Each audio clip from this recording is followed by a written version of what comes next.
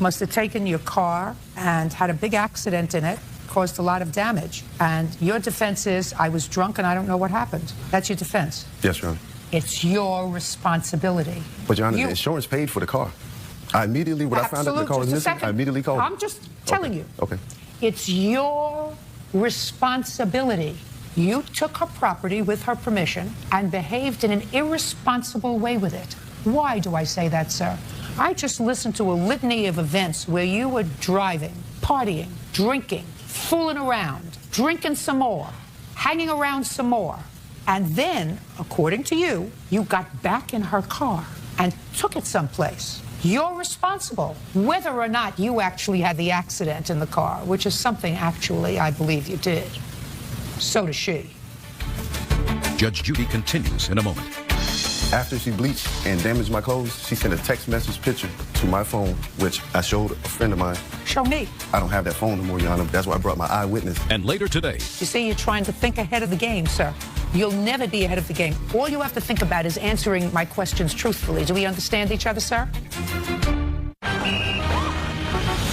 Real cases, real people. Judge Judy. Melanie Taylor says ex-boyfriend Siobhan Tucker owes for car damage, rental car fees, and emotional distress. Siobhan is countersuing, claiming Melanie bleached his clothes. You borrowed the property. You did not return the property. It's your responsibility. You can go get Scooch and go find the phantom who stole the car. Do you understand? Now, your car was severely damaged. Yes, Your Honor. Nobody was ever charged. No, Your Honor. Did your insurance pay for the damage? Some of the damage, Your Honor. Your insurance had a deductible? Yes, Your Honor. What was the deductible? $250, Your Honor. So that you paid for? Yes, Your Honor. Anything else? Yes, Your Honor. What? It didn't cover the bumper. It had additional damages to the bumper and the taillight, and my insurance company would not cover it, and I'm not sure why. Well, I don't know either. Sue the insurance company. Why? The insurance company, because they had already mailed her a check for those damages, and she didn't get it repaired, and she spent the money, Your Honor. Well, that's why. That may be, but then take that up with your insurance company. He's certainly responsible for your deductible. Anything else? I have receipts, Your Honor, showing that I paid for the bumper and the taillight. I don't care. That's a problem that you have with your insurance company, not with him. Yes, Your Honor. It has nothing to do with the accident. Yes, ma'am. Now, you have a counterclaim, Mr. Tucker. Yes, I do, Your Honor. Did you bleach his clothes? No, Your Honor. Did you bleach or damage any of his clothes? No, Your Honor. Go ahead. I have an eyewitness, Your Honor. After she bleached and damaged my clothes, she sent a text message picture to my phone, which I showed a friend of mine. Show me. I don't have that phone no more, Your Honor. That's why I brought my eyewitness. And she also admitted it to my eyewitness. Well, your eyewitness can't tell me what she saw on your phone. That's hearsay. Oh, I didn't know that, Your Honor. That's why you come here. You get educated. Okay. When did she return the clothes to you? I never received. Never got them back? Nothing. I left with the clothes I had on my back. I had to repurchase clothes. Well, that's a good idea, because I'm sure that Miss Taylor didn't think you were going to go, put your hand down, fooling around in a hotel, in a motel, and with Tiffany and everything else when you said, I'd like to go hang out with some of my friends. You think she figured that that's what you were going to do all day and all night? We've known each other for a while, Your Honor. I'm asking you, do you think that that was in her mind, that you were going to be going fooling around with Tiffany in her car? I wouldn't think so. No, Your Honor. I don't think so. So did you buy yourself some new clothes? Some. I replaced some. Perfect. Good. You owe $250. That's all. Judgment for the plaintiff. Parties are excused. You may step out. I believe that I should get way more than $250 for all I went through. This is basically just an attempt. Just emotional stress. To not really get the money back for the car, because the insurance did pay for the car. He abandoned me for a month and a half. It's like revenge, like the same with the clothes, how she destroyed the clothes. Then he came back on my job April the 23rd and explained to me what happened. He actually busted the window out my house. There's all types of things. He said that he was sorry and that he promised that he would pay back the money. You know, that's another story, so we're here for the car. He didn't pay it back. I haven't received a dime nor child support. And now the next case. All parties in the matter of Welliver versus Nichols step forward. Lynn Welliver is suing her former friend, Craig Nichols, for a truck loan, plus interest, and for making physical threats. Mr. Nichols, let's start with you, sir. The plaintiff was a friend of yours. You had been friends for a while, according to what I read in your papers. Yes, ma'am. She was married and recently divorced. When the plaintiff divorced, she and her former husband had a landscaping business, or were trying to start a landscaping business. She decided she wanted to continue with that business. You were not employed gainfully at the time, or at least only marginally employed at the time, so you thought you might go into this business with her. Yes, ma'am. So far, is that a reasonable statement? For the most part. That's all I need for the most part. According to the plaintiff, she made a loan to you so that you could purchase a truck to be used in the business, and you purchased a truck that you put in your name. So far, is that correct? Everything except that she did not loan me the money. It is your claim that she made an investment in the business because the truck was to be used for the business. That's what Which you is say. not entirely true. That's what you say here. Yes, Your Honor. Good. And then the business fell apart. It did. Who has the truck? I do. You have to sell it if I find that that's what happened. Because if she made an investment in the business and you did or did not put in any money in the truck. I did put money in the truck, You but did? not Just a second. willfully. Hey, listen, you're never going to get one step ahead. I know that you're thinking about what you're going to say now and how this is going to come out. All you have to think about is answering my questions truthfully. Do we understand each other, sir? Yes, Your Honor. Judge Judy continues in a moment. Either she made a loan to you or it was an investment in the business. Actually, it was I'm a not loan to him, speaking. Hey, like 100%. one more time, and I say goodbye to you, and the case is over. Real cases, real people. Judge Judy. Lynn Welliver says former friend Craig Nichols owes for a truck loan and for making physical threats. Craig claims the truck was a gift. How much money did you put into the truck? Roughly $1,000. Good. And how much money, according to you, did the plaintiff put into this truck as a business investment? She paid $4,000 for the truck. So you put in $1,000, she put in $4,000. So far correct? Yes, ma'am. And how long have you had the truck? Roughly a year.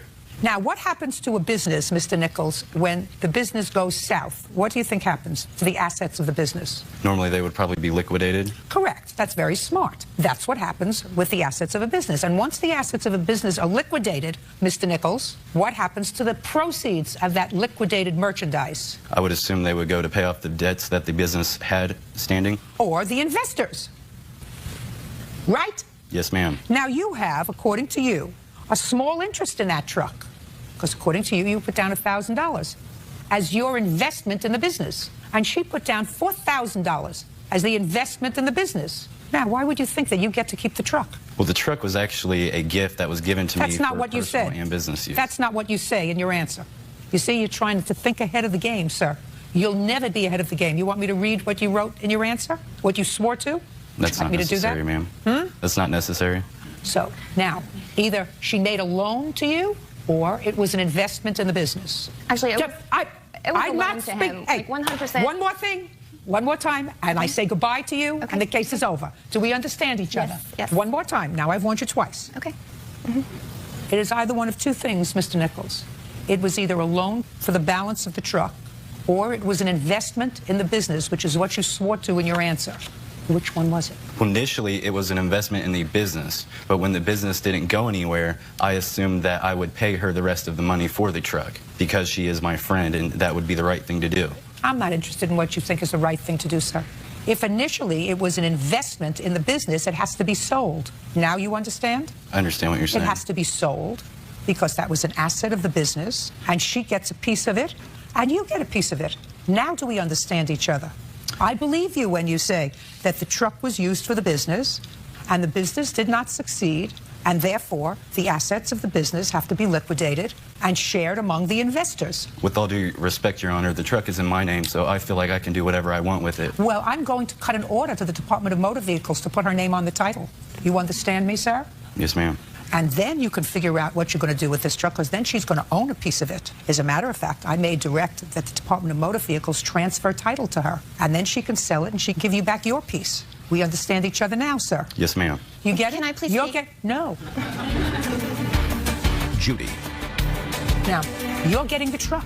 I'm going to cut an order it's to the actually Department of the Motor loan. Vehicles. Listen to me. Was the truck used for the truck- business? No, 100% it was never used for the business. Not once. Because the I'm business cutting an never order happened. that you have title to the truck, take it, sell it, and take back your investment and give him his portion. What needs to be done is I need my money back for the loan because the truck is now not worth what we paid for it. What we paid, you're absolutely right. That's what happens when you liquidate assets. But the truck was never ended up being used for business. It was only That's what it was purchased for. It was only an idea in the Listen to beginning. me, my dear. That's what the order is going to be.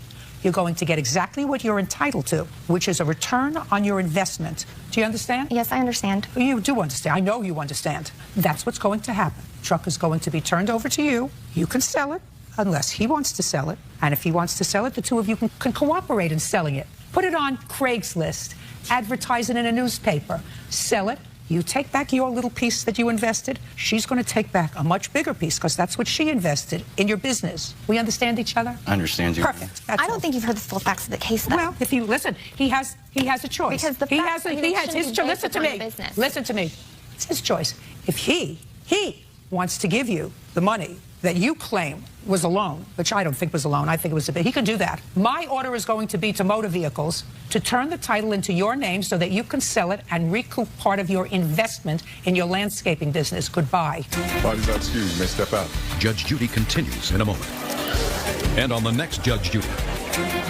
Your complaint, Ms. Jackson, is that Mr. Burkhalter, who was your then sometimes boyfriend, you were sometimes maybe staying at his house. He took your car to go to a store or something, and he was stopped by the police, arrested for possession of drugs. They impounded your car, and the car was not recovered from impound, and it was subsequently auctioned off. Mr. Burkhalter says he's not responsible for that because he was out doing a chore for you, buying some drugs that you had given him money for. Is that your defense, Mr. Burkhalter? That was what he wrote. I couldn't lie about that. That's what he swore to. That Miss Jackson had given you money to go buy some drugs for her, and you and your friend had concluded that transaction, and evidently it was a police sting operation. So, according to you, you were taken into custody. The car was impounded. It's not your fault because you were really doing an errand for Miss Jackson. That's your defense? Yes. What kind of drugs did you buy for her? Crystal meth. Just a second. You use drugs? No, ma'am. And what's the name of your friend that you were arrested with? Dominique. Is he a drug user? No, ma'am. So if none of you used drugs, and Miss Jackson was the only drug user, she was staying at your house at the time? She was your girlfriend, on and off? So she gave you money to buy crystal meth. How much money did she give you? She gave a amount of $35. $35? Yes, ma'am. And she had to have told you where to go because you don't use drugs. No, she told my friend, like, when we were on our way to the store, because we stopped at a dealer's place down the street from the house, and we made the stop. My friend went in and purchased the drugs. Just a second. Who did she give the money to? She gave it to my friend Dominique. Dominique? Yes, ma'am. Who was this lady here? This is my niece. She was there at the time. Oh, did she see the drug transaction go down? No, she seen them pass the money. As we're leaving out. Tell me your name. Artisia. You were in the house at the time? Yes, ma'am. You remember what day this was? July 13th. Remember what time? Early morning. It had to be maybe like around 10 or 11. What were you doing there? I always go to my uncle's house sometime when I'm in town. Oh, so you were staying there? No, I stayed with my mom, but during the daytime, I came to his house. In the morning? Why? We just grew up close. And what was Miss Jackson doing there on the 13th at about 10 or 11 in the morning? She was staying with him at the time, and I overheard the conversation of him going to the store, and she didn't want to remove her car, so she asked him. Tell me what was said. She asked, could you stop at my friend's house, my dealer's house, and get the drugs on you guys' way? Did she tell him where that was?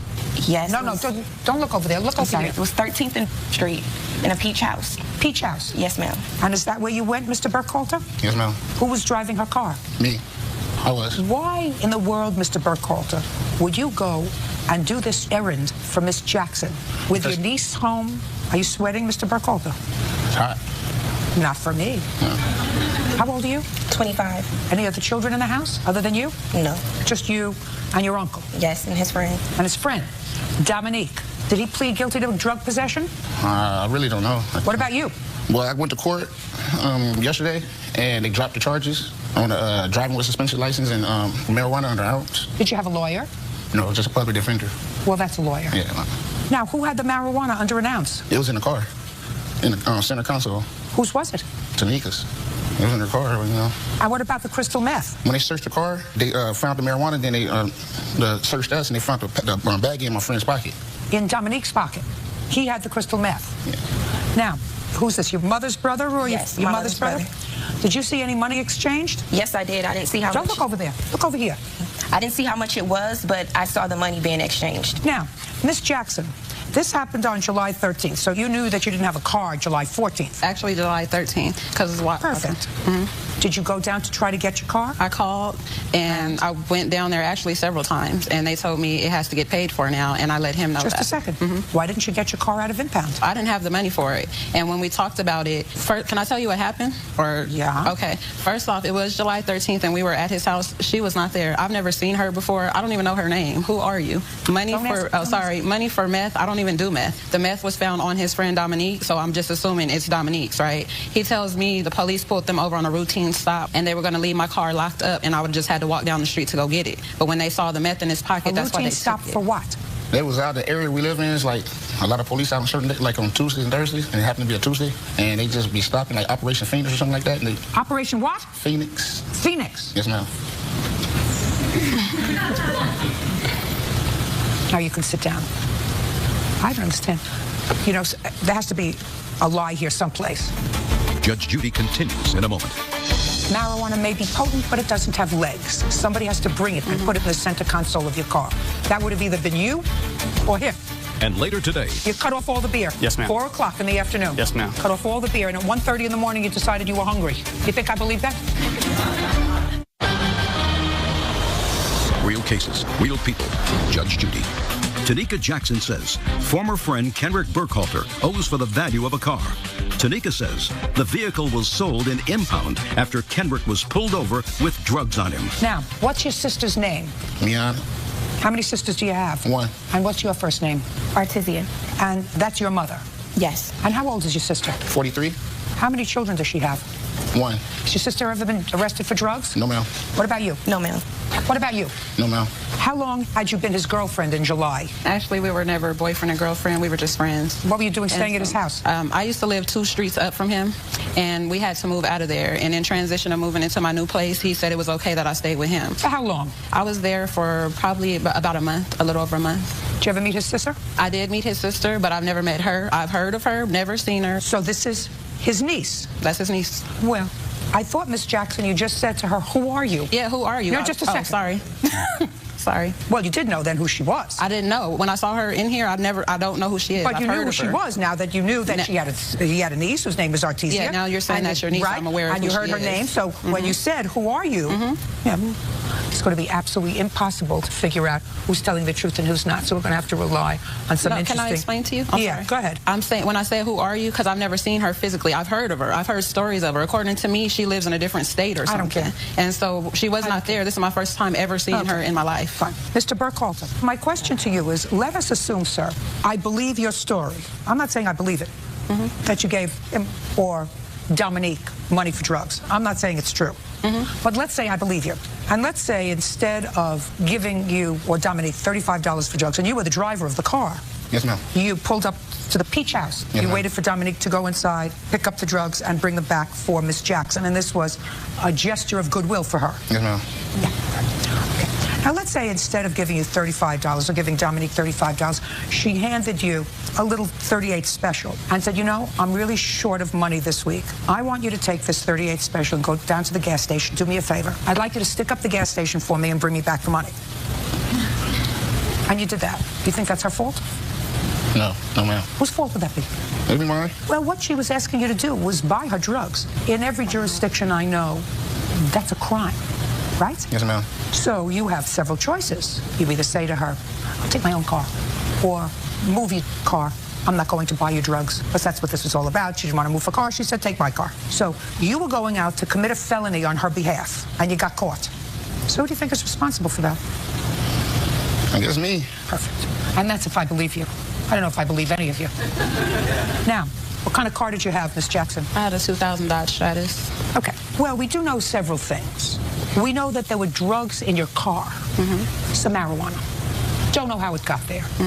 Marijuana may be potent, but it doesn't have legs. Somebody has to bring it there and put it in the center console of your car. That would have either been you or him. Then we know that somebody in that house is a meth user. And you were staying there for a month. Exactly. Exactly. And nobody did meth there. I don't even know what meth looks like, so neither do I. Crazy. All I know is it's nasty. And nobody ever got caught in my car with meth. So now we're going to find out what this 2000 Dodge Strata is worth, Officer Byrd. And then we're going to apportion fault. Well, I just want to let you know, I don't know anything about meth. I didn't hand him any money because he was going to the store for himself. So whatever story he's telling you is new to me, but that's not what happened. V6 or 4-cylinder? A 4-cylinder. 1500. Now, I want to know what a day's impound was on the car. Well, on the first paper they sent me out, it was $360. Plus the towing, it was $660. And then I kept going back. I have several papers I kept going back. I don't care if you kept going back. Okay. I don't care. If the value of your car is $1,500, why are you suing for $22? Because he's told me over 15 times he was going to go get my car out of impound. And? So he never did. And I keep getting these papers to show him, like, they don't stop adding charges because you want to wait. And I understand that, but then they sold your car. Exactly. The 2280 was until the point where they sold it. That was the last amount I could have paid to get it out before they sold it the next day. But it's not worth $22.80. That's just the storage charges. You don't have to pay those charges. They sold it. I'm talking about previously. If we didn't come here every day, they added money to it. Your Honor, can I say something, Your Honor? Oh, yes. A week after her car was impounded, I don't know how much money he gave her, but he gave her money to get her car out of the impound. How much money was given to me? She didn't have her license. That's why she didn't go get her car out the impound. Ooh, sit down. Very interesting. Oh, that's an interesting story. How much money? I didn't get a dime. Just a second. Take your hands off. Sorry. Judge Judy continues in a moment. And later today, before I decided to put it in reverse, I had asked Tom if he could be my eyes to get me out of the driveway, and Tom said yes, and as I proceeded up, he backed me right up into his own car. Real cases, real people. Judge Judy. Tanika Jackson says former friend Kendrick Burkhalter is responsible for her car being sold in impound. Okay, where do you come from? I come from San Bernardino, California. You have a valid California driver's license? Yes, I do. Now? It's right here. Yes, I do. As of when? As of July. I got it in July. Let me see. He has not. Just a second. Yes, ma'am. This is dated May 18th, 2006. My driver's license? Isn't that what it says? Bert, am I correct? Yes. Was your license suspended?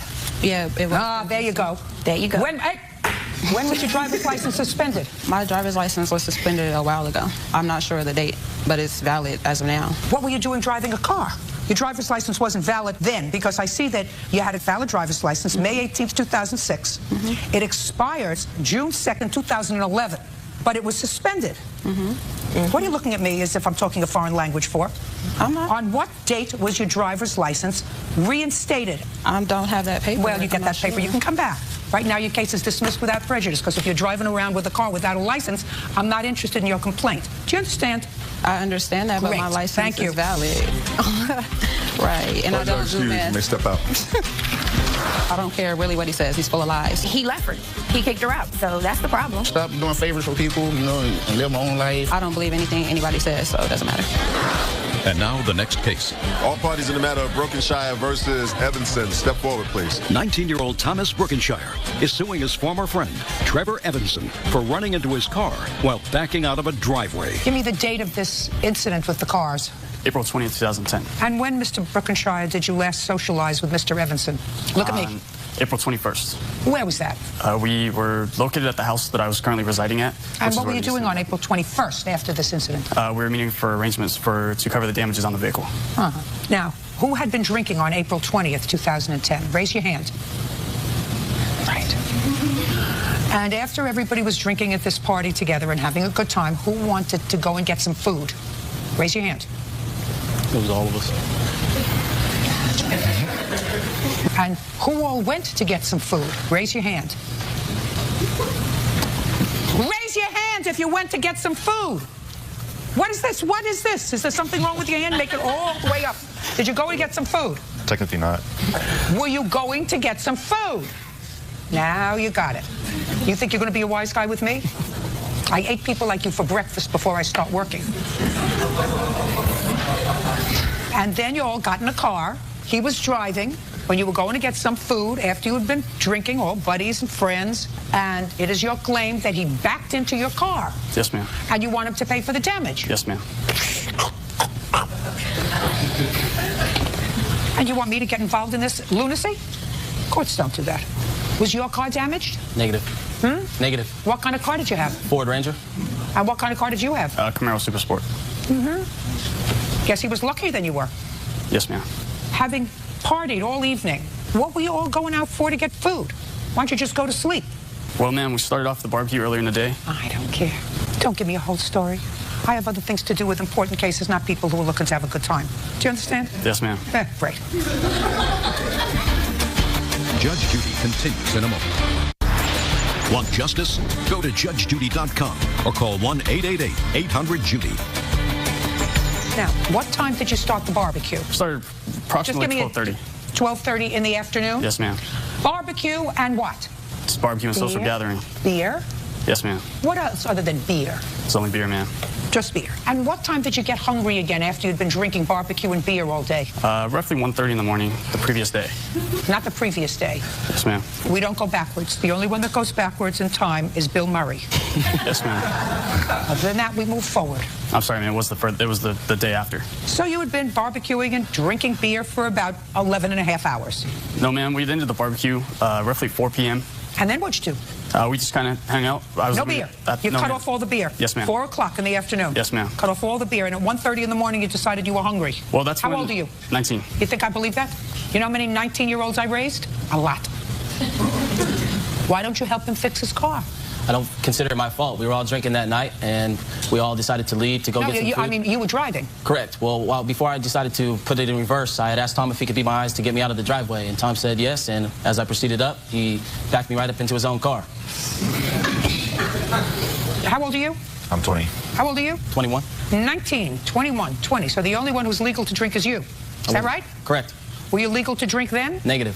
Not. Goodbye, kids. Go pay for your own cars. Thank you. Bye. Parties are excused. You may step out. Judge Judy continues in a moment. And on the next Judge Judy. Yeah, it's case number 193 on the calendar, man. Donis versus Below. Thank you. You're welcome, Judge. Parties have been sworn in. You may be seated. Mr. Donis, the defendant was a friend of yours. Yes, ma'am. And you lived together in a house with her. Yes, ma'am. And it is your claim that after you told her to leave, she came back sometime later and vandalized your property. Yes, ma'am. And the defendant says she didn't do anything to your property. She's got a counterclaim that I'll let her tell me about in short order. When did the defendant move into the house where you were living? Oh, gosh, I'm going to say 2008. And did you just have a friendly relationship with her? She seems to say it was more than that. It was a friendly relationship, yes, it was. Was there ever a period that it was a more intimate kind of relationship? No, ma'am, never. Never? Never. She had her own room? Yes, ma'am. Who else lived in the house? A friend of mine. He owned the house. Name? Kenny. How long have you lived there? Oh, gosh, 4 years. And Miss Belote, you paid rent there? No, I did not. You didn't? No. How come? Because he never asked me to. Who never asked you to? Kenny. I did give him money sometimes, but I didn't do it on a daily time or a monthly time, but I gave him money every once in a while. Were you working? Yes, I was. What were you doing with your money? Giving it to Mr. Donis. Well, that's something. How much rent were you paying? $500 a month. This is an odd sort of an arrangement. What kind of house is this and where? It's in Riverside, California. It's a 2-story, very old house. And you work? Yes, ma'am. And you work but didn't pay rent? Yes, ma'am. You had your own room? No, I did not. I slept in the same room as Mr. Donis did. I never slept in any other room besides that room. Is that right? That's not true, Your Honor. Where did she sleep? Upstairs. Never ever been upstairs. I would not go upstairs. It's a scary room up there. Okay. Okay. You asked Miss Belote to leave in May? Yes, ma'am. May what? The last 2 weeks of May, I'm not sure of the date. Tell me why. Because my lack of wanting a more intimate relationship with her, it began to weigh heavy on her. She began to constantly bring up my financial situations, my inability to pay certain bills when they're due. For example, I had a car that had to be smogged and the registration paid. She offered to pay it. And she would later on constantly bring that up and belittle me. So finally, Your Honor, I reached my point. And one evening I said, you know, in the next few days, in a week, take your time, find another place to live. She flew into a rage. She started dumping all the stuff in the house. So what you're telling me, Mr. Donis, is that during the course of the couple of years that she lived there, she paid for certain things for you? Yes, ma'am. And can I say one thing? Oh, sorry about that. Like what? Well, for example, we would constantly dine out, dinner or lunch. I said, I can't afford that. I'll get it. We would go to concerts, the theater. She would pay for it. Okay, well, she wasn't paying rent. She had money. When did this alleged burglary take place after she moved out? On June 1st? Yes, ma'am. You have a police report? I do. I'd like to see it, please.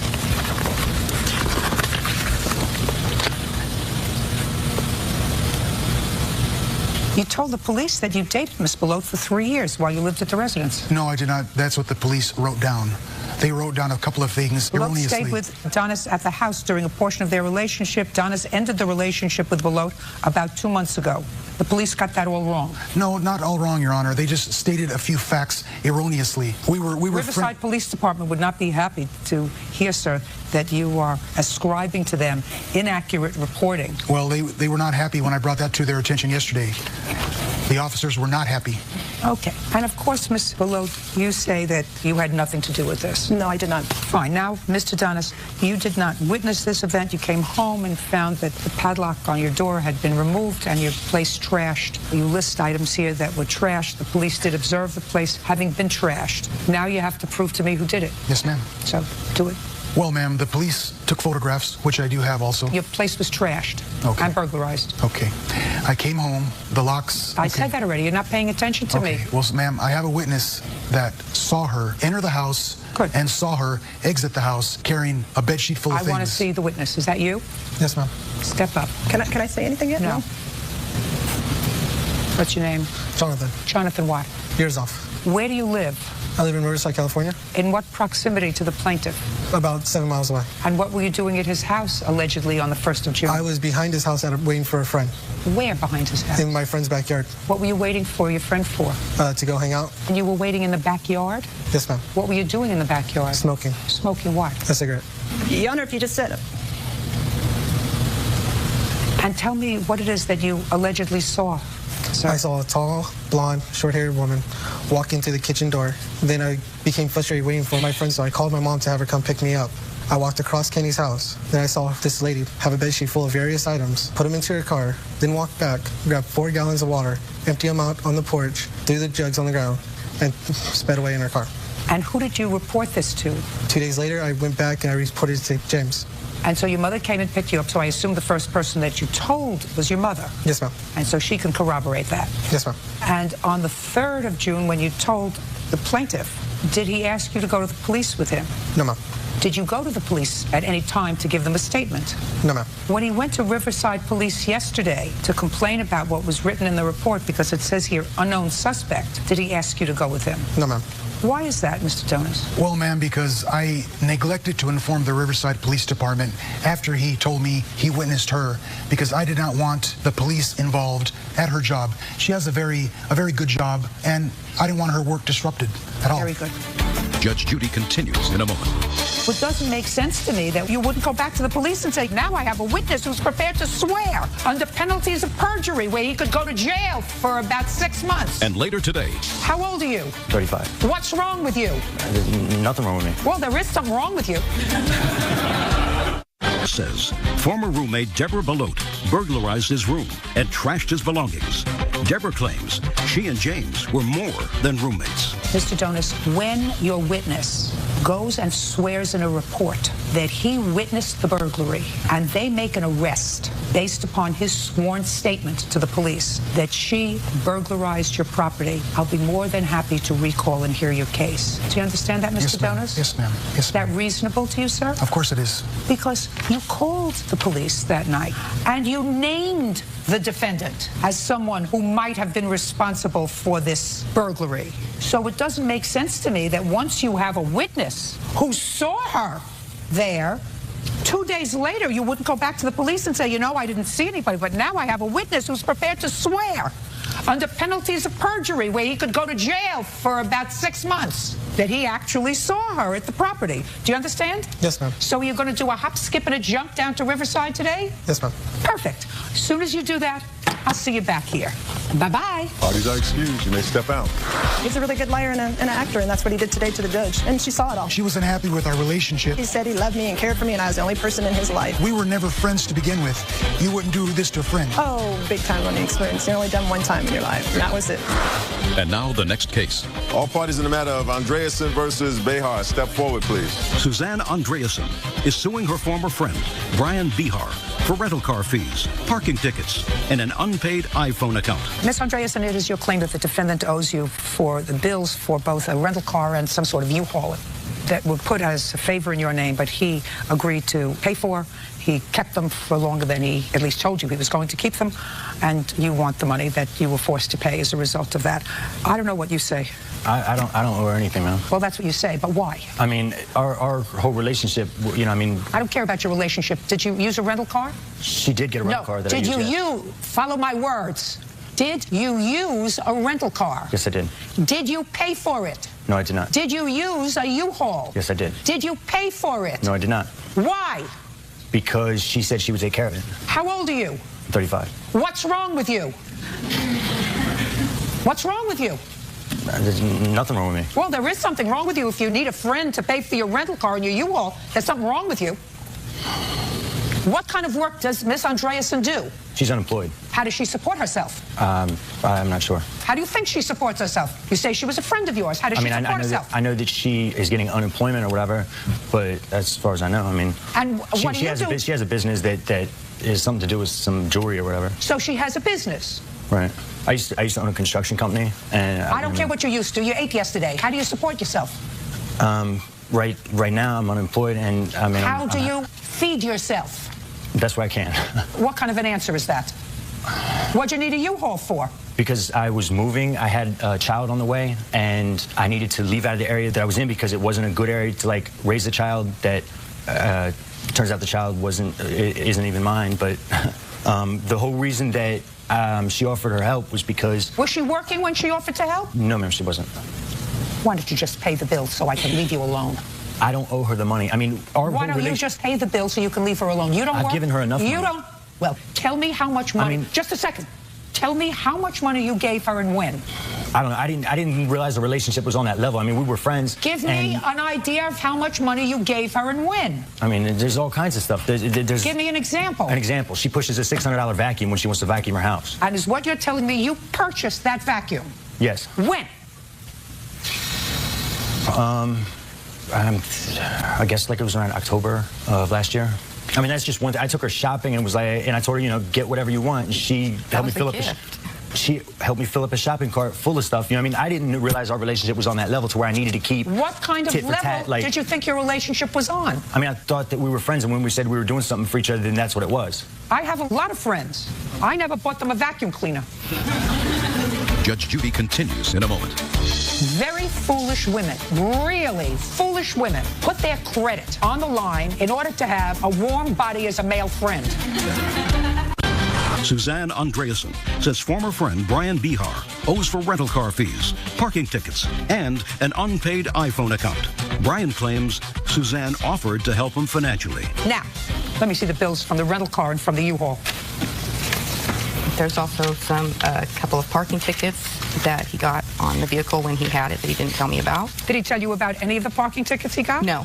And there's a $1,000 cell phone bill. Just a second. You told her about the parking tickets? Yes, I did. Whenever I first got one of the tickets, the other one I may not have told her about because. Well, when you got the tickets, did you pay them? I didn't have a chance. I don't understand what you I don't understand what you mean you didn't get a chance. Well, when I came out in the car had a ticket on it. I got the ticket, put it in the car, and I honestly lost track of the tickets. I don't know what happened to them or whatever, and that's why they didn't get paid. But I mean, like I said, she said she would take care of it. So she knew I was going through a hard time. She knew that I had the kid on the way. She knew that. Listen to me. Nobody cares about your troubles, sir, especially me. I don't care about your troubles. Well, all I know, don't speak when I'm speaking. I didn't take a breath yet. When your friend is unemployed, according to you, and collecting unemployment, that means that they don't have a whole bunch of money. Or that they don't want to work. So a friend doesn't take advantage of their situation and take a car that they were supposed to have for a couple of days and keep it for how long? How long did you keep the car? I don't recall. A month. Well, let's try a month. When you have no money, you don't rent a car for a month on a friend who has no job. When they said they would take care of it, you do. You're an idiot. Because if your excuse is, I thought we were friends and I didn't think that it was a big deal, she said she would take care of it, and you say, I need a car to move from one place to the other, and you know if you keep the car that's on her credit card, there's going to be a big bill, and if you get a ticket because you didn't park in the right space, somebody is going to have to pay that, and it's going to be paid by the person who's got their credit card on the line. You don't say I lost track of it. Idiots lose track of tickets. And very foolish women, really foolish women, put their credit and their credit card on the line in order to have a warm body as a male friend. We understand each other? Yes. Very foolish ladies. Absolutely. Can I say something? Yes. I have been renting cars for him for about a year, and he had always paid the bill. And so I had no reason to believe that this situation would be any different. That's what keeps me in business. Your Honor. What? Where's the car bill? This is for the U-Haul and the... I see the U-Haul. It's $250. Yes. I have it here. There's the other bills right there. Just the car. What is this? That's a bank statement. I don't want a bank statement. I want a bill. That's the only documentation I have of the charge on the credit card.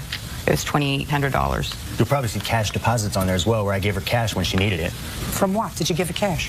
When she needed the cash, and she was having a hard time different times, and I gave her cash. Just a second. Give me a date. I don't know. I don't remember a date. I mean, there were several times. There was 2 deposits made. The first one was when the same day you dropped off the first rental car, you deposited $1,153, and the charge for it was $1,448. The second deposit also gave you cash. No, you I made did the not. deposit, but I also gave you cash. You want to talk to each other? You can go outside and talk to each other. And then 801 and 1153. Correct. All of the charges on that, he was the only one that used that card.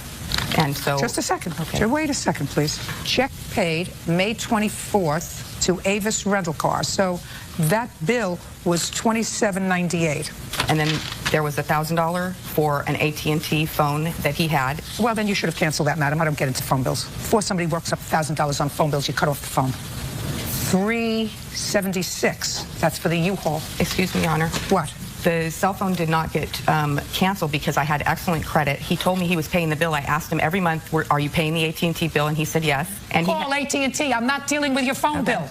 He owes you for the 2 tickets, the U-Haul, and the difference between what he paid on the rental car and what the rental car cost you. And that total is $1,222. Judgment for the plaintiff. That's all.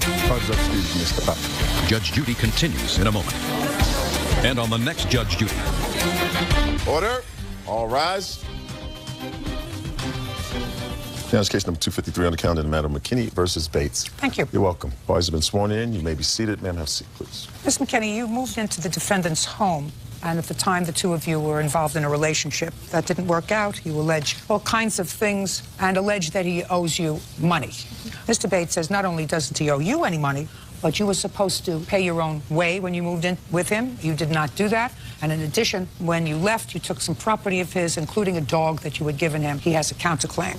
So, when did you move in with Mr. Bates? January of 2010. What do you think Mr. Bates owes you for? I purchased a table, a dining room table, and dishes and all of that stuff. Not all that stuff. This is a court, Ms. McKinney. You purchased a table. How much did you pay for the table, and from whom did you purchase it? I paid $598.11, and I got it at Big Lots. Mr. Bates. Yes. I'm interested in a dining room table for $600. Who bought it? She technically bought it. I don't want to know technically. That's where we are. We're in a court. She purchased it. And where is it now? My house. Is she living in your house now? No, she's not. She gets her table back. She owes me. Just a second. She doesn't owe you anything until I say she owes you anything. Okay. Do we understand each other? We do. Yes. Perfect. What else did you purchase? I purchased dishes and... Dishes? Who did you purchase dishes from? Target. How much were they? 2 sets for $60 each, $120. What do you need 2 sets of dishes? You keep kosher? Because we have people come over and a set is only for 4 people. Oh, you mean 2 small sets? Yes. 2 sets of dishes, usually. First is something else. Just wanted to know. What? It was a joke. Nobody thought it was funny. I'm allowed to amuse myself. I've been here 15 years. Okay, so 2 sets of dishes for $120. Are the dishes in your house? Yes. They go back to her with the table in 5 days. Half of them are broken. That's not my problem. He stepped on them and broke them because I wanted them back. When? About a month before I moved out. It's not true. Just a second. A month before you moved out. Now, after he stepped on the dishes, did you make up? Yes. Then I'm not interested. Okay. What else? A bunk bed for my son. Bunk bed. She purchased a bunk bed? For both of our kids. I don't care. Did she purchase a bunk bed? Yes, and gave it to me. Get a bed for your own kid. She gave it to me. No, she didn't. Get a bed for your own kid. I had one. Good. She's getting the bunk bed back, along with the table. I don't agree. I don't care whether you agree or not. This is not a popularity contest. Right. This is a court. It is. Perfect. Anything else? Snow pants that I paid for. They were $150. Snow pants? Yeah. They ended up getting left behind when I grabbed all my clothes. Well, so what do you want from me? Go buy new snow pants. What's next? Punitive damages for harassment. Do you know that if I actually got punitive damages from people for harassing me, I would be a very rich person? It was harassment and abuse, domestic violence. You have 5 minutes. Less, 3. We were going out for a night and we were discussing sexual acts and we were joking around and having a fun time. And after we went out, he got drunk and belligerent and started going crazy. And he threw my keys across the room. He pushed me down on the couch. He pinned me to the bed.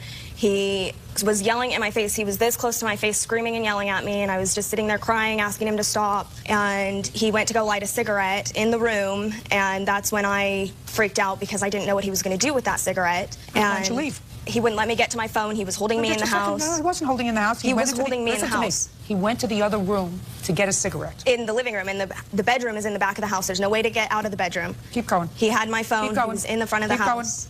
Come on. Busy. Let's go. He was holding me down to the bed. He went to go light the cigarette, and I freaked out because I didn't know what he was going to do with it. I thought he was going to burn me. I don't care what you thought. What did you do? I yelled and told him to stop, to not light the cigarette, and then he kept me in the room, kept my phone from me, wouldn't let me leave. And then what did you do? I said, please, can I just go to bed? What did you do? In the morning, I texted my mom. So you went to sleep? Yes. I waited for him to Just pass a out, second. and I went to sleep. You went to sleep? Yes. I had no way to get out of the house. Just a second. You went to sleep. According to what you just said to me, you waited for him to pass out. That's what you just said. I waited for him to pass out, and then I went to sleep. By then, it was 3 o'clock in the morning. I don't care. If I were petrified of somebody, I would get out at 3 o'clock in the morning. I had no way to. He threw my keys. I didn't have my car. My phone wasn't working because he had broken it. Well, you're very fortunate that you're here. You should have left. 3 o'clock in the morning. Gone to a neighbor, knocked at a door, say, I'm in danger. Somebody's trying to kill me. Do you understand? Mm-hmm. Don't fetch about it later. You went to sleep. You had a fight, you went to sleep. All right. Next. I have a witness that was there when I picked her up, when she came and picked me up that morning. How did you get your witness to come and pick you up? Because I asked you a simple question. How did you get the witness to come and pick you up? When we left the next morning to go get the kids, I sent my mom a text message because I got my phone to work, and I said, come pick me up in 45 minutes with a truck. Don't text back. I have to delete this. After I sent that to her, he took my phone, held it out the window, was driving over 100 miles an hour, acting like he was going to crash my car. You want to know something? 3 o'clock in the morning, you should have left. Gotten in touch with somebody and said, I'm in danger, I'm leaving. Do you understand? I couldn't. Well, that's what you say. If I felt as if my life was in danger and the perpetrator of that alleged danger passed out, according to you used the words, he passed out, I would have gotten out of that house. Now, let's get to your answer. Answer. Ashley never paid me her share of rent or utilities, and all the furniture she wants back belongs to me. Not true. It belongs to her. And she took your dog. Now, tell me about the dog. When did she take the dog? This was just before Christmas. When she moved out, she took the dog. Very good. You're getting smart. Judge Judy continues in a moment. I'm paying half for the table. I'm paying half for the rent. I was paying for everything. Yeah. And later today. Get your what back and forth to school? My daughter. How old is your daughter? 5. You have this 5-year-old child with him? Oh, no way. No. Real cases, real people. Judge Judy. Ashley McKinney says former live-in boyfriend Bill Bates owes for the return of furniture and an assault. Bill is countersuing for utility bills, child care costs, and pet expenses. Now, did you love the dog? Yes, I loved it. My son loved it. When for the first time did you go to the police and say she stole your dog? I never went to the police. We're now, sir, almost in October. Yes, we are. That's almost a year ago. If I woke up and found that somebody stole my dog, I would have been at the police the next day. 5 months ago. Listen, you have a son? I do. You have a son? Yes, I you do. love him? Yes, I do. If you went into his bedroom and found him missing one day, would it take you 5 months to report that to the police? You would go right away. Right away. Right. Well, some people feel that way about their pets, sir. So I'm not interested in a counterclaim that's asking for a dog back after 5 months. Do we understand each other? Well, it's not necessarily the dog. I mean, I spent for the vet bills on that dog and then supplies. I don't care. It's irrelevant She took the dog away from me and my son. To me, There's sir. nothing I could... If you wanted the dog back and it's your dog, So then she you should moved have... out. I'm speaking. Do you see my mouth moving? If you wanted the dog back, and I would have entertained your application to get the dog back, right. If she took the dog September 15th, right. And you said, she stole my dog, and I love that dog, and she gave it to me as a gift, I want it back, I would have heard you. This is 5 months now, and she's asking for furniture. So, I mean, regardless of the dog or the furniture... No, there's a difference between furniture and a dog. Well, it's in a my gift. mind, there's a difference. Well, Just yeah, like there's a but it's difference. still You see my mouth moving? Just like there's a difference between furniture and your son. That's correct. There's a different feeling. You don't love a table, and she doesn't love her snow pants. Actually, I do love the table.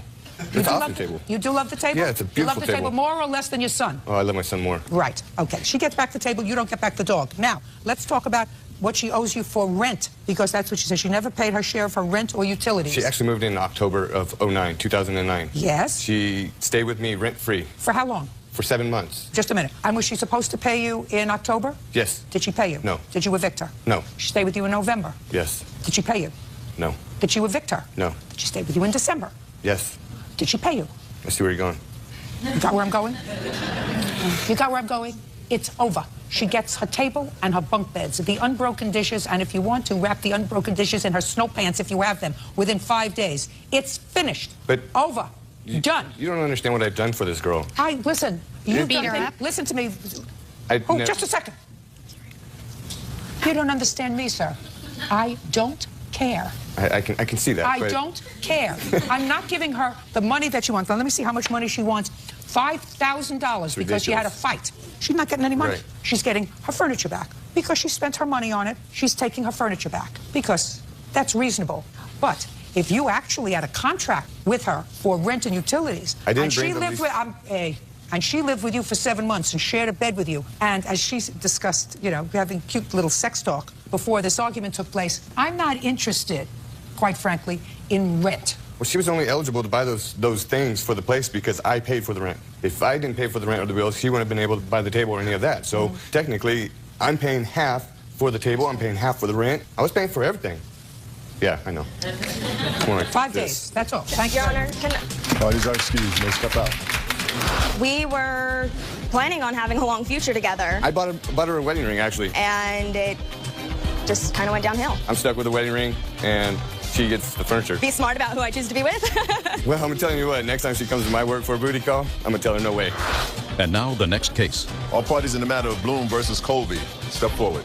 Donald Bloom is suing his daughter's ex-boyfriend, 23-year-old Michael Colby, for an unpaid loan to buy a car. Michael claims the money was a gift. Mr. Bloom, this young man used to be your daughter's boyfriend. There's your claim you loaned him money for a car. He paid you back some. There is a balance on the loan, and he and your daughter are no longer a couple.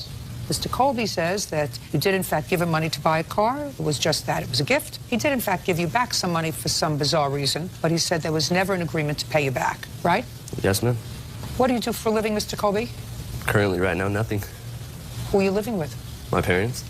Why are you laughing at that? Is this your father? Yes, ma'am, it is. How old are you? 23. Have you always lived with your parents? For like the past probably 3 years. Where did you live prior to that? On my own. For how long? From when I was 17 to about 3 years ago, so. And what kind of work were you doing from 17 to 20? Warehouse production. And when was the last time you were employed? About a year ago. Month? May. May of 2009? Yes, ma'am. And you haven't worked since May of 2009? Yeah. When did Mr. Bloom turn over this money to you for a car? In what month? September. Of what year? 09. And at that time you weren't working? Nope. No is the answer. No, ma'am. What did you need a car for? Transportation, look for a job, get my daughter back to school. Get your what? For what? Get your what back and forth to school? My daughter. How old is your daughter? 5. Great. Judge Judy continues in a moment. When did you start giving him back this gift? I don't remember when I started paying him back the money, but the reason why I paid him back that 5 was I felt guilty for it. What made you stop feeling guilty? Real cases, real people. Judge Judy. Donald Bloom says his daughter's ex-boyfriend, Michael Colby, owes for a loan to buy a car. You have this 5-year-old child with him? No way, no. No. Thank God. And with whom does your daughter live? Half with her mom and half with me. Well, half with you. We mean half with your father. Because you don't pay rent, because you don't work. When I was with her, I was paying rent. I was paying $500 to my parents. Well, how could you pay $500 because I was to your working parents? up until the time I broke my hand. When? I broke my hand in May of 09. Why? So for the last year, from May of 09, well, certainly until September of 09, when he gave you money to buy a car, you weren't working. No. You say he was working. He was working for Where Stanley was he working? Steamer. Full-time or part-time? Full-time. How long had he worked for Stanley Steamer at the time you gave him the car money?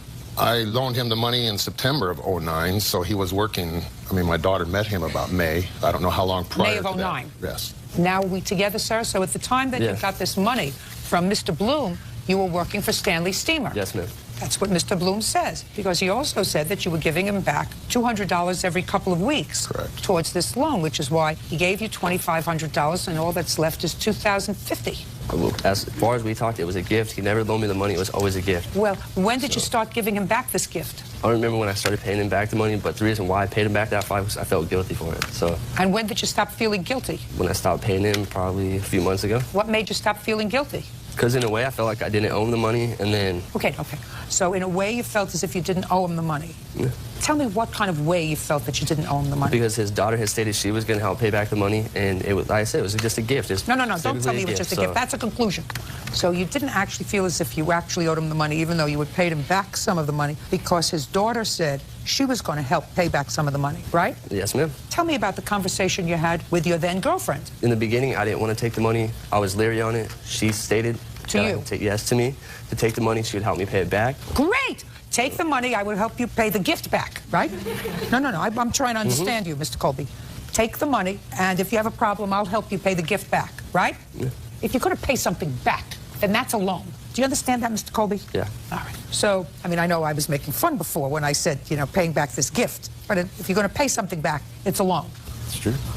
Why did you bring your father here? Because he's been through it the whole time. With all the harassing and text messages. Don's the one that got him involved in it. When it was between me and him, he should have never got my dad involved on it. What was between the two of you? The money that he had given me. And you think he would have given you any money, sir, if it wasn't for his daughter? Probably. I mean, I wouldn't give you a quarter. And the reason he got your father involved is because you're 23 years old. How old are you? I'm 20. Almost the same age as his foolish daughter. And he figured, listen, I need my money back. So since Mr. Colby doesn't live on his own, has no job, he's got a 5-year-old child, his parents cover for him, so they let him move into the house. His parents take care of probably part of the time his daughter, something that they didn't sign. Alan Winter says ex-boyfriend Rolando Conejo owes for a truck loan and for assaulting him during a dinner party.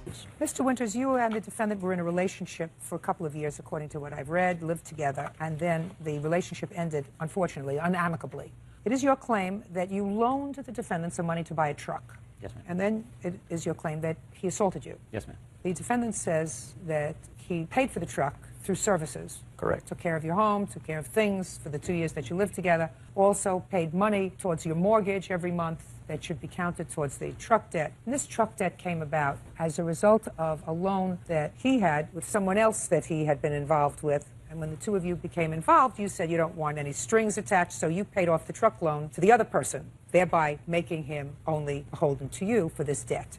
Yes, ma'am. Your Honor, when I met Alan, he offered, and that was his idea. He said, Rolando, I can help you with this. As long as you take care of the chihuahuas, help me remodeling the house, because... Just a second. How much did you pay for the truck? I paid $7,538 for the truck. And how much did the defendant pay you back? He, on June 1st, he gave me a check for $3,000. What was the $3,000 for, sir? For the truck. Fine, leaving a balance of $4,538. Because if he told you to take care of the chihuahuas in exchange for the truck, you wouldn't have given him $3,000, right? Right. It's going to be like shooting fish in a barrel. He's thinking that's a lot of chihuahuas. Your Honor. What? He also said, if you help me to remodel the house, that would contribute towards the loan. So in my mind, I always understood that, okay, I'm going to take care of the chihuahuas, I'm going to help in remodeling the house. Just forget the chihuahuas. What did you do to remodel the house? We demolished the back of the house. That was hours of labor. And I also helped him to title a new bathroom and kitchen. How many hours of labor did you put in the back? Well, throughout the 2 years, I would say more than 100 hours. Yes. Yeah, originally, there were 2 loans. And last Tuesday, we went to small claims court in Utah, and he was given financial credit for the work that he did on my house. Really? Yes, ma'am. And I have evidence to prove that. Okay, so that was one loan, but you've already resolved the issue, therefore, yes, ma'am, with regard to any work that he may have done to pay down a loan. Yes, ma'am. So why are you bringing it up again? You only get credit for the work once, sir. I don't know. He's the one that is doing all this right now. And we had a fight the last time, and... You can only bring up the work once. Now, you want to go into this assault, sir? Yes, ma'am.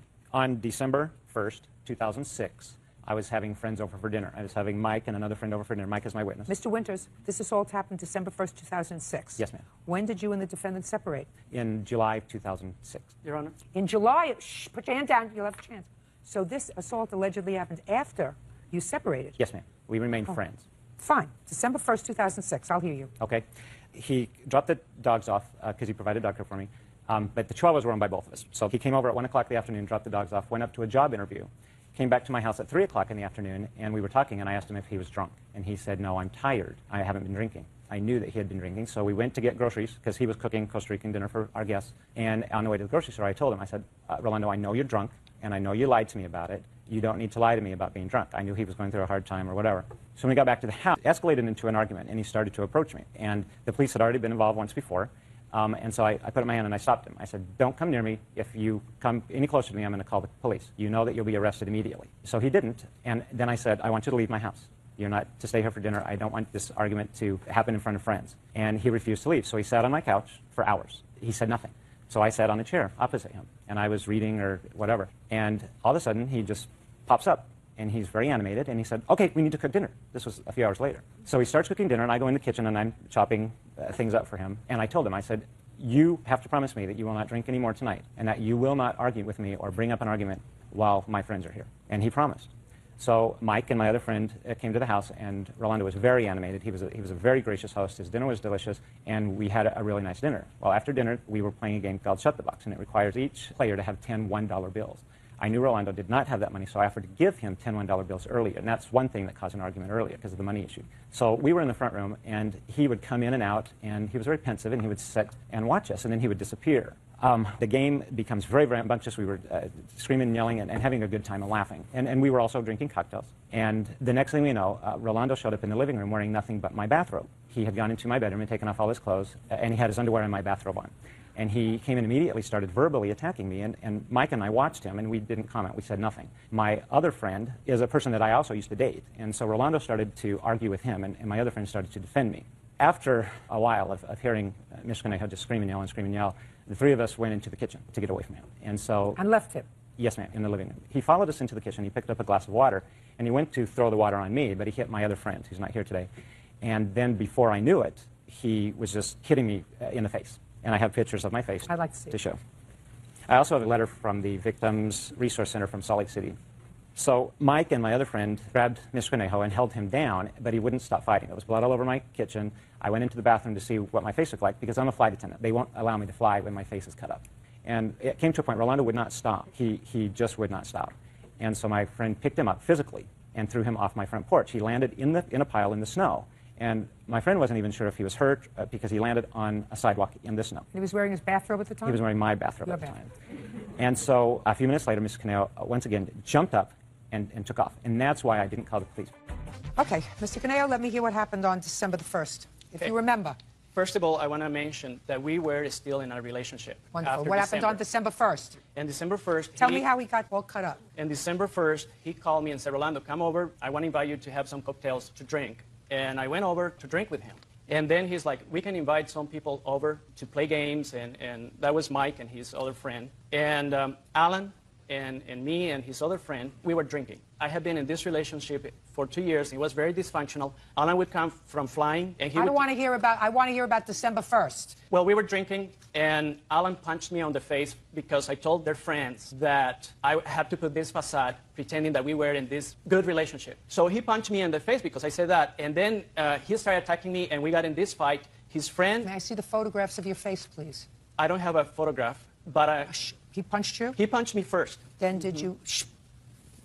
I'd like to see the police report. I don't have one, but this is a pattern that Alan has. I don't want to hear pattern. I want to hear the police report. In May, we had a fight. I don't want to hear May. I want to hear December. I don't have a report on that. Where did you go after you ran away? I didn't run away. He kicked me out of the house. Where did you go? I went to John, that is my witness. John, stand up.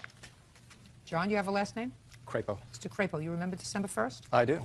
I'd like you to describe the defendant's condition when he came to your house. First, how did he get there? He said he walked. It's about 3 blocks away. Then what was he wearing? A bathrobe. And how did he appear to you? Very distraught. He was crying. He was bleeding. Listen to me. Was he drunk? Yes. That's it. Okay. You have a drinking problem, sir? You have an alcohol problem. You know, I've been in the business for a long time. I can tell alcohol problem from a mile away. You have to stop drinking. He may be able to handle it. You can't. You have to stop drinking. Are you living with this gentleman now? I am. You know he has to have help in order to get rid of this problem. Unless you have a problem, too. I don't know if you have a problem, too. But he has a problem. I understand what you're saying. Have you suggested to him that he get some help for his drinking? No. Why not? I'm not sure it's to that point. It's that point. He needs help for his drinking. He may be a functioning alcoholic, but he needs help for his drinking. As does Alan, I believe. Not the same way. Okay. Judgment for the plaintiff in the amount of $5,000. That's all. Thank you. Bodies are excused. You may step out. Peggy Price is suing her ex-boyfriend, Corey Emerson, for loans to pay rent, fix his bike, and travel to his brother's wedding. Corey says the money she gave him was never a loan. Ms. Price, Mr. Emerson was your boyfriend for a brief period of time, and according to your complaint, you made a series of loans to him. You want your money back because he broke off the relationship. He says that he did break off the relationship. Any money that you gave him during the relationship were gifts because you cared for him. He needed the money. That's what people do, care for each other. They help each other out. And the only time it became a loan was when he broke up with you. Is that your defense, sir? Yes, ma'am. How old are you, Mr. Emerson? 30 years old. Ever been married? Yes, ma'am. How many times? Just once. When and for how long? I was married when I was 20 for 9 years. You have children? 2. How old are your children? 9 and 10. Do you see them? Almost every day. So you're a good father? I try to be, ma'am. kind of work do you do, Mr. Emerson? I work for the railroad. And how long have you worked for the railroad? 6.5 years. Pay child support? Yes, ma'am. What about you, Miss Price? How old are you? 32. Ever been married? Yes. When and for how long? 2000 until 2005. Have any children? 2. How old are they? 5 and 13. Do you work? I do. What kind of work do you do? I'm self-employed hairstylist. Children see their father? Yes. Do you pay child support? He's disabled, so they get Social Security. And your former wife, sir, what does she do? She has an in-home daycare. So it would be a fair statement, Mr. Emerson, to say that both of these families are sort of struggling to make ends meet financially. That be a fair statement? I wouldn't say that I'm struggling, nor would I say she's struggling at all. Really? That's correct. You think there's plenty of money to go around? I do. Then why would you take money from her, Mr. Emerson? I didn't take any money. No, listen to me, sir. Oh. You did take money from her. Whether it's a gift or a loan, you did take money from her, right? Yes, ma'am. So, if these two families are in pretty much similar circumstance, why would you take money from her? Things come up, things need to be paid. She offers to pay for those things. I wasn't going to say no. Why not? Is my question. Why not? Would not a person with a certain moral compass say, listen, you're a working gal, you got 2 little children, I'm a working guy, I got 2 little children. Somebody offers me money, who am I to say no? A creep. That's who you are. Because whether I determine this was a gift or a loan, you're a creep. You're not talking about somebody who's got plenty of extra cash and says to somebody that she cares about, listen, I got a lot of extra cash. You need something, I'll help you with it. You were pretty well aware of the fact, if you were dating for a while, that she's a hard-working gal who comes home from work, takes care of her kids, does the cooking, whatever, does everything that has to be done. And you, on the other hand, who see your children every day, which is really very nice, probably have much less responsibility with regard to doing their laundry, with their appointments, with regard to doing the general stuff, what I call the grunt work, because your children do live with their mother, don't they? Yes, ma'am. So now we're going to decide whether you are a creep that took the money because it was a loan or a creep that took the money because it was a gift. Either way, I don't approve of your behavior. When did you start dating Mr. Emerson? The second week of May, 2006. Tell me when and under what circumstances he asked you for the first amount of money. He wrecked his bike, the fork broke. He said that he didn't have the money to pay for it. Sent me a text message, can you do me a huge favor? That's how all of them start. Could you do me a huge favor? Yeah. Go ahead. What did it say? I need money to pay for the fork for my bike. Okay. So I said under the condition that he make payments, whatever. Eventually it's got to be paid back. When did you tell him eventually he has to be paid back? I didn't set a date. I just said, whenever you can pay me back. Okay, so and how much was that for? This check was for $409.81. Okay, next. Then he was having problems. He didn't have enough money to pay his rent. So how did you find out about that? He sent me a text message again asking him to help him pay his rent. And I said, how much is it? And he said it was $640 with late fees. I said, how much do you have? He said he had like $400 in the bank. And I said, I can help you out, but once again, it's, we're adding this on. So I wrote a check for $640, but he gave me $403 of it. Go ahead. Then he had to get home. His brother's wedding was like a month before. He had to go to a wedding? To Montana. And, we talked about it, and I'm like, I can help you out if you want me to, whatever, I can help you out. I don't want whatever. You're in court now, Miss Price. You have to be specific about what you said to him and what he said to you, and I want you to trust me on this. I know what you're making up, and I know what you're not making up. Right. Do you understand? Right. So a month later, he had a wedding? Yes. Where were you when he asked you for the money for the trip? We were at a bar. And what did he say to you? He just said that he didn't have the money to get there. Could I help him out? And what did you say? I said, I can do what I can, but... And how much was that? The plane ticket was $346.60. And the Greyhound bus that I put him on, because I waited till the last minute to get the plane ticket, and it was going to be $900. So I wasn't going to do that. I didn't have the money to do that, and he knew that. So I sent him on a Greyhound, and that was $159. Okay, and that's it? Yes. And what date was that? He left on the 1st of August and returned on the 8th. And when did you and Mr. Emerson stop seeing each other? He came in on the 11th, which was a Friday, at about noon. To your salon? My work, yes. I proceeded to give him and his son a haircut at no charge, thinking everything was okay, because we'd had no problems up till then. And I got a text message 6 hours later from him saying that we needed a break, and, this wasn't working, it was moving too fast. And so we went back and forth through text messages, and I said, I have the right to know why you're feeling this way. I've done everything in the relationship I've given. And he said? He said, since you're giving me an ultimatum, it's over. Okay, now, Mr. Emerson, it's your turn. June. June! June. The mountain bike. I wrecked my mountain bike. It was going to cost about $400 to fix it. I had talked with Peggy about the price, and she offered to pay for it. What would you talk to her about the price for? Well, we're in a relationship. We talked about, I talked about wrecking my mountain bike and, what it was going to be to fix it. And why would you tell her that? Why don't you tell your ex-wife that? Actually, I did tell my ex-wife that. Did she give you any money? No. You have living parents? Yes. Well, your mother loves you for a longer time than the plaintiff did. Why don't you call your mother and say, I broke my spoke? I didn't need to. The plaintiff had already offered to pay for it. She wouldn't need to have offered to have paid for it, Mr. Emerson, if you didn't have a problem. And you wouldn't have had a problem if you called your mother or your father. or your brother or your sister and said, could you loan me some money? Then you wouldn't have even had to mention it to her. It was an offer to pay for it, ma'am. Well, what about Mr. Emerson? You need not do that. I only know you 8 weeks. And I wouldn't think of taking any money from you because I have a mother who gave birth to me. I have an ex-wife who I support along with my 2 children. I have a brother, sister, father, you know, I've known a long time. I wouldn't think of taking money from you. How about that? Didn't even cross my mind. No, that's because you're a creep. Now, Mr. Emerson, you want to tell me what cathartic event happened between the 1st of August when you went home to your brother's wedding and the 11th of August when you had your hair cut and your son's hair cut for free at Miss Price's salon that caused you to send her a text message that said, we need a break? It had been leading up to that. I want you to tell me the cathartic event between August 1st, when you left on a plane ticket that she purchased for you, and when you came back on a Greyhound bus ticket that she had purchased for you that caused you to say, we need a break. Okay, it was... Follow my train of thought, sir. It was a big deal was the plane ticket. She tells you she's going to do something and she'll play along with the story. I'm going to do this. I've got it taken care of. Don't worry. I'll do it. Just a second. Just a second. Let's get rid of the gobbledygook, sir. What you're complaining about is the fact that she does not follow through. Listen. What you're saying is she sent you home by bus instead of plane. Is that what you're telling me? That was one of the problems, yes. Oh, very good. Major creep. Major creep. Judging for the plaintiff in the amount of $1,154. That's all. David Boudreau says ex-girlfriend Valerie Kassler owes for rent and for stealing money from a shared bank account. Valerie says she was entitled to that money. Mr. Boudreau, you and Miss Kassler were involved in a relationship, according to what I read in your complaint, for a period of time, and did in fact live together. Yes, Your Honor. I believe she moved in with you? Yes. And you have children? Yes, I do. How many children? I have a total of 4, and I have 2 that live with me. So you moved in with Mr. Boudreau with your 2 children? Actually, we got the place together. He was living at the time with his parents. Did you sign a lease together? I was the main person on the lease. Then the answer is only you signed the lease. All our information was on there. Who signed the lease? Raise your hand. Both of us did. Great. As joint tenants? Yes. Now, it is your complaint, Mr. Boudreau, that after the 2 of you separated, Miss Kassler went to a joint bank account and she withdrew some money. That's $1,600. Yes. And she had not put that money into the account. That was your money, because this was sometime after you had separated that she closed the account. Yes. Ms. Kassler has a variety of reasons why she believes she was entitled to that money, and she's going to explain that to me. When did you move into this apartment together? November 22nd of 2003. And when did you move out of the apartment? May 14th, 2005. So you lived together for some period of time? Yes, ma'am. And your arrangement was, according to what I read, that each of you would put in $800 a month to cover your household expenses? Correct. Correct. When was the last time you put money in that account, Ms. Kassler? April 3rd.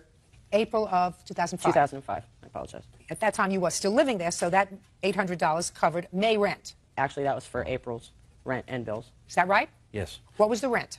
$1,100. And your gas, electric, cable, Correct. Whatever. So I would assume that at the end of each month, there wasn't much left over from this $800 a month. That $800 a month just pretty much covered the bills Some for each months, month. yes. Okay, good. Now, when did you withdraw this money, Ms. Kassler, from the account? When I took it all out, it was in June. Now, Ms. Kassler, you knew that in June of 2005, it had been 2 months since you put any money into the account. And if there was money in the account, it was money that Mr. Boudreau had put in the account. Is that right? Correct. So now the ball is in your court, madam, to explain to me why you believe you're entitled to that money. There were various months, which I have all written out here, that I put in over the $800 to cover the bills, and some months I put in extra to cover the rent because Mr. Boudreau was not working. And Mr. Boudreau also stated that when we moved with him to North Carolina, that if we were not happy, he would pay to move us back to North Carolina. I ended up having to pay to move myself back here. My son was a witness to a lot of these conversations, that's why he's here. But I ended up putting over $2,270 extra in that account to cover bills. How much extra did Mr. Boudreau put in the account some months? None. What you're saying to me, twofold. What you're saying to me is twofold. That the reason you took that money out, stop playing with your papers, Mr. Boudreau. The reason you took that money out of the account is twofold. A, because you thought you put in more than your fair share during the course of the year and a half that you were living together. That's one. And two, if I don't buy that argument, you had to spend money to move you and your family back home, despite the fact that Mr. Boudreau had said that if things didn't work out, he would pay for your moving. Yes. Is there any other reason that you want to offer me why you closed that account and took out Because the I money? wanted my name off of that account. Okay. Is that the primary reason why you went to the bank? I sent them a letter to close the account. You have a copy of that letter? Yes, I do. Let me see the copy of the letter, please. Right here. And then here's a copy of the email with the bank. All right, so the first thing that you did was I sent him you an email. separated. Whoops. Okay. At least initially, I get the sense, Ms. Kessler, that what you intended was just to have your name taken off the account. And if that meant that the account had to be closed and reopened in his individual name, that's what you wanted. Yes. And then you ask the question, well, what happens to the funds that are in the bank? Because the bank says, it can't just take your name off, the account has to be closed. And you say, well, then I want the account closed. And they say, well, okay, we'll send you the paperwork and you close the account, because you can do that. And then they say, well, what do you want to do with the funds in the account? And you say, well, how are those funds going to be dispersed? And they say they send you a check, because you're the one closing the account, and you put it in your bank. Right? Mm-hmm. Mm-hmm. Mm-hmm. I tried contacting him, and he would not answer the phone. What did you try contacting him for, Just Ms. to Kessler? get my name off of there. And All then right, he sent so- me threatening emails, and I said, because I was going to let the money, extra money that I put into the account go, just to sever contacts with him. He sent me a threatening email, and I said, Did "That's he? it." Can I see it? How See many what do you happens want? when you're not nice, Mr. Boudreaux? I do. You see what happens when you're nasty? You could have eliminated this whole thing if you weren't nasty. What'd you get nasty for? Because those emails I sent, most of them were replies back to hers she sent to me. I mean, she called me in 475 times in a little bit over a month. You have the records And of that? I have the records of that I right see what here. you call him 475 times for. When I first went down there, he had worked on my computer, and I was having computer problems.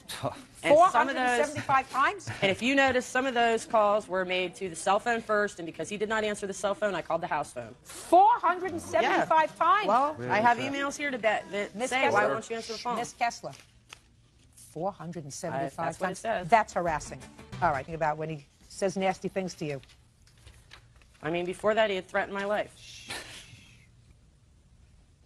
This is disgusting, sir. I don't care what she said to you. I don't care if she called you 475 times. This is disgusting. And I have a lot more with those words in him. He would say that to me in front of my children. How long did he say that in front of your children before you moved out? That's why I got out of there. He said it, listen to me, the first time, not the second time. The first time he used this language in front Too of my long. children. Too long. In front of my children. Too You're a long. tough girl. I mean, I read what you did. Too long. I read what you did. You're a pretty tough girl. I should have got out longer than I did. Absolutely right. One time, use this kind of language in front of my children, and I'd be gone. If you let him abuse your children that way, that's your problem. They're not his children. You know why you're here, Mr. Boudreaux? Yes, Your Honor. You're here because you have a big, fresh mouth. A big, fresh, nasty mouth. I mean, I never saw somebody string these expletives together in sentences like this. Don't you have any other way of expressing yourself, sir? Don't you have any other way of, in a civilized manner, expressing yourself? I tried every way. No. I tried every way. You and think that saying it this, Mr. Boudreaux, you think that using this kind of language is going to get her to stop calling you? You think that this kind of language in a letter is supposed to inspire her to do things in a reasonable way? I mean, 475 phone calls. What did she want emails, from you? messages. Mr. Boudreaux, what did she want from you, sir? No, I have no idea. What did you want I from have him? no idea. Shh, Miss Kessler. Right now, my kids want their dog. Shh. Forget the dog. Just go. Forget it. Go buy him a new dog. I didn't want I'm anything asking from you. him. I wanted him to so leave me what? alone. So what will you call And- it? Shh. Listen to me. What were you calling him for? Don't think. What were you calling him for? At first, to get my computer straightened out, because he's the one that formatted it. And there were programs on there that I didn't understand how they worked, and he knew how they worked, and I was trying to get him to help me with them. At first. After you didn't return your calls because he didn't want to talk to you. At first, and there has to be a second. What was the second reason that you called him? Stupidity. Right. And then you took his money. Judgment for the plaintiff in the amount of $1,600. That's all. Elizabeth Sperry says her ex-husband's girlfriend, Wendy Sheindlin, had her falsely arrested for stalking. Wendy says she had no other choice. Miss Sperry, the defendant is your former husband's current girlfriend. That's correct. This is the former husband. That's also correct. How long were you married? 10 years. You have 3 children. Correct. And am I correct that your husband has primary physical custody of the children? That is correct. As of when? Actually, from the time we separated, because of the fact I left the marriage. 4 years. And you see the children how often? Every Monday and Tuesday after school, every other weekend. How far do you live from your former husband? 54 miles. And who do you live with? I live with my husband. And you've been married for how long? 9 months now. Your claim is that Miss Shively had you falsely arrested for stalking. That is correct, yes. And you want to be compensated. And Ms. Shively says that she feared for her safety because of your behavior, and she had every right to have you arrested. So I'm coming to you, Ms. Shively. Tell me what caused you to file the complaint, and I would like to read the complaint and see the police report that was generated by you. There's some other documents.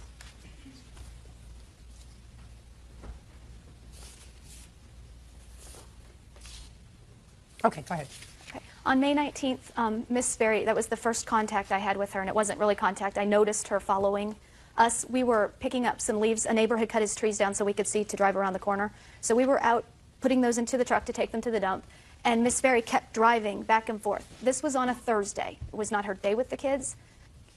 May 19th. May 19th. On May 19th, 10 a.m., I left my home to go to a doctor's appointment at where I have been going to the doctor for about the past 10 years. I arrived at 10 minutes after 11, saw the doctor, got the prescription filled, drove down 2 main roads in the neighborhood to go to the back side of it, where it's a large neighborhood, but it's got very main roads that people use all the time. To go to the back side, to go to the Wendy's drive-thru, get a grilled chicken sandwich, and go to work. At that time, I was in sales, and I worked in the immediate area. Did you drive by their home on May 19th? No. Yes, you did. When I got to the back of the neighborhood at a traffic light, I noticed a burgundy van in front of me. It's windowless. And I looked, and he's got plates that say on them. I thought, oh, crap, I'm right behind Jeff. I couldn't see in that van. There is not a single window on it. Just a second. So what you're saying is you live about an hour away, and on May 19th, you were in the vicinity of their home. Okay, next. But she had driven by 6 times before she was behind us in the burgundy van. I got it. Go Okay. ahead. Keep going. What's Okay. next? There were several other incidences. There was a June 7th incident. I had been taking her daughter, Allison, who's 11, to my tanning salon, not to tan, but she has some scars on her legs, and there's a spray type of tan you can use, and it covered them a little, so she was a little more confident. I never asked Beth. Jeff had given me permission to take her there, and Beth had gone into the salon, raised a scene. When I went in the next time, the ladies told me about it. I felt terrible, that I felt like I stepped on her toes, so I called her. And I said, listen, we need to talk. I didn't mean to do anything against you. I was just trying to help Allison, and is there a way we can do this together? And we met in a parking lot. I gave her my cell phone number at that time because her and her ex-husband don't get along at all, thinking that perhaps I could keep them from fighting in front of the kids, arguing back and forth, because I care about the kids. Started out, she would call asking for little things like to help with the kids, and that was fine, but then it turned into bash Jeff sessions. How bad he is, how he's going to beat me in 2 years, how he's charming at first, but he beats women, and I didn't want to listen to that anymore. And I told her to stop contacting me. There became an incident. Okay. Now let's go back to the incidents at the tanning salon. What happened at the tanning salon? On the weekend prior to June 7th, my daughter happened to mention that she had gone to the tanning salon with Wendy. And I said, oh, and I knew she was self-conscious of the scars. I understood completely.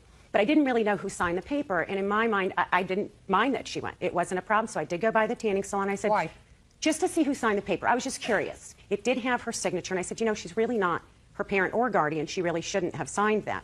So I signed one. I filled out consent forms for both of my daughters. I didn't object. I thought it was very nice that their father had met somebody finally after 3.5 years, and the girl spoke very nicely about Ms. Shively. I was thrilled that, you know, they had somebody to enjoy their time with as well. Well, that's very nice, but then I don't understand why you were curious to see who had signed the consent form. Because then I don't understand why you were curious enough to make a trip to the tanning salon to see who had signed the consent form, if it was a good thing. If their father has primary physical custody of the children, so certainly he can consent. Oh, certainly. And he can delegate someone else to consent. So I don't see, despite the fact that what you're saying now is all peaches and cream and all light and fluff, why you would go to the tanning salon and say, no, I'm going to sign a consent form. I just, as a parent, just offered it because, again, I didn't want it to come back. But at the same time, It was stupid. Yeah, it was. And again, I was only, you know, I was on my way to pick up my children. You were tweaked. You were tweaked and peaked.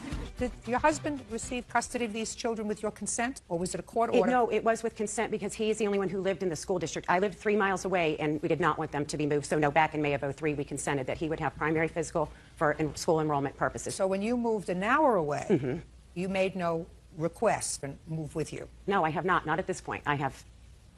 Stand up a second. I have a couple of questions. Okay.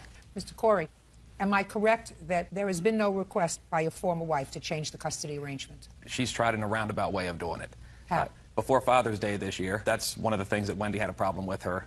She basically filled out some... Okay, then let Wendy tell me. Why don't you sit down? What happened on Father's Day? She showed up prior to Father's Day at my apartment. She called me and told me she had just dropped off her kids. I never gave her my address, mind you. She had just dropped off her kids. How did you get her address? I did not have her address. I just knew that she lived in an apartment complex on the back side of the neighborhood. How did you know that? My children talked to me, and the only thing is they said Wendy lives where Dad used to live. And I said, where? And they said the apartments. And I said, oh, he had moved out to the apartment complex 4 years prior. And that's all I knew. When she called and said she was coming over to bring something, I said, okay, I'll meet you. I didn't want her in my apartment because I was there by myself. So I asked her to meet me in front of the leasing office, well-lit public place. She supposedly had some document that changed the whole custody agreement between the two of them to a 50-50 arrangement. But she didn't give me that document. That's what she was bringing for me to take to Jeff to try to convince him to sign. Do you have a copy of that document? She does. I have it here. Can I This see is it, the please? actual printed copy. And I wasn't trying to change anything. The only thing I was interested in doing was starting the weekend of Father's Day, which happened to fall on my weekend. He could actually have the children that weekend, and we would alternate from there. What's the support order in this case? The child support order from May 2003. That's never been. In what amount? $473 a month. Are you paying that? It's not for me to pay. It's for him to pay me. Back when we separated, when we had 50-50, he made 3 times the money I made. So for a year and a half, when we Here, just a second. I'm talking about right now. Right now, there is no order in place for me to pay him. Since I have the children half of the week, and then on the weekends. You don't have the children half the week. You don't have the children half the week. I carry their health insurance, and again, he makes 3 times the money I make. So I don't care. There has not been a change with regard to that. Well, there should be, sir. I know there should. Okay. Well, what is the September 2000, October 2004 order with regard to visitation? I have those. Well, I want to see it because that's what the court's affirming. Yeah, we basically went to court 5 times. I want to see the last order. Do you have it, sir? No, I don't, but I think I could shed some light on this for you. Please, stand up, because that's what I want to see. This last order here merely says that the order of October 22nd is modified to provide for overnight visitation, alternate weekends, Friday to Sunday. What you gave to her contains 7 things, including holidays, major parts of the summer, etc. Now, you want to shed light? I'm more than happy to hear you. This is what happened. We basically had 50-50 custody with our kids. In our original paperwork, I put that if she moved more than 30 miles away from where we both lived, which I knew she was going to be moving out to the Fredericksburg, Culpeper area. She's had the same boyfriend even while she was still living in my house. That's kind of what happened here. She moved out there without telling me a word. When I found out, I went back to court. They basically said, the girls can't live out there with you. I ended up getting custody of my kids full time.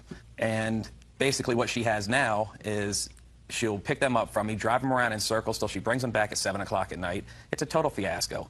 My kids are getting dropped off who knows where, and she doesn't even spend the time she has with them. That's a serious problem. They are 12, 11, and 7. My daughters are preteen, and they think they're going on 20. It's a problem.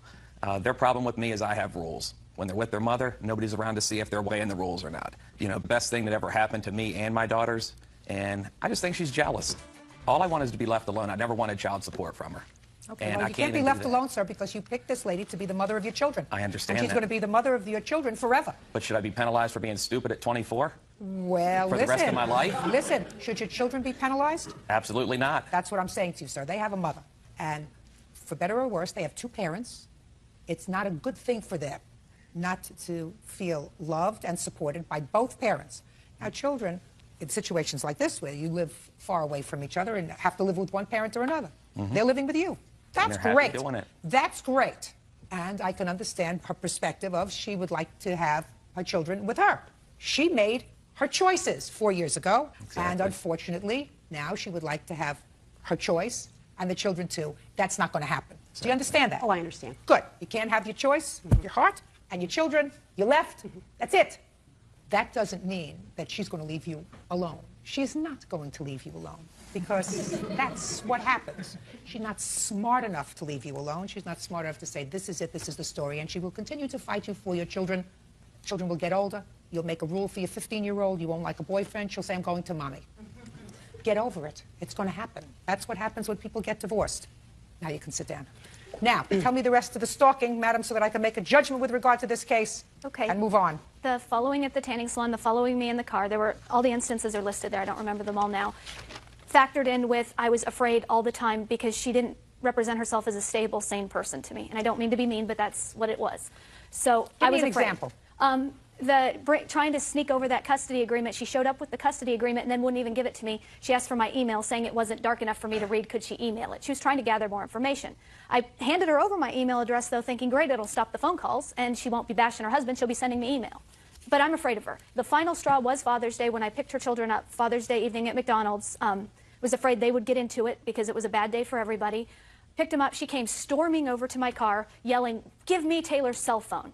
his daughter had a cell phone, which her father took away because she was using it to deceive and lie to him. He gave Beth plenty of warning that he would take it away if he ever saw it again. She told her to sneak it in the house in her backpack and keep it on vibrate so her dad didn't know.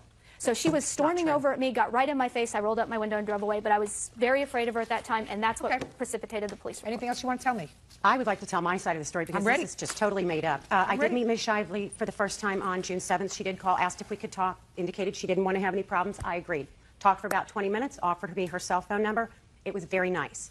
So I left and got the girls, and my daughter saw her at the pool standing at the fence with her son, so they walked over to say hi. I took a glass of water to one a cup, and Mr. Corey pulled up and said, make a new friend. I'd pass on that, and I left with my middle daughter. 5 minutes later, he called me and left me a very nasty email saying she sees right through you, that sort of scenario.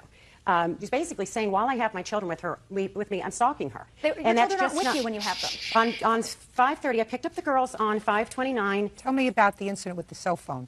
With regard to the cell phone, I had given my daughter a cell phone back in October. I showed up to get her. Evening, I got a very nasty email from him telling me that he doesn't want me to come by anymore to get the girls to meet him at McDonald's. That's fine. At 6 p.m., I showed up at McDonald's. Ms. Shively was there to get the children. I got out of the vehicle with my daughters, walked to her car, and I said, did you bring the cell phone with me? I had left a message on Friday at his house saying, I'd like to get my cell phone back. Did this in front of 3 people. It was not nasty. She said, no, I don't have it.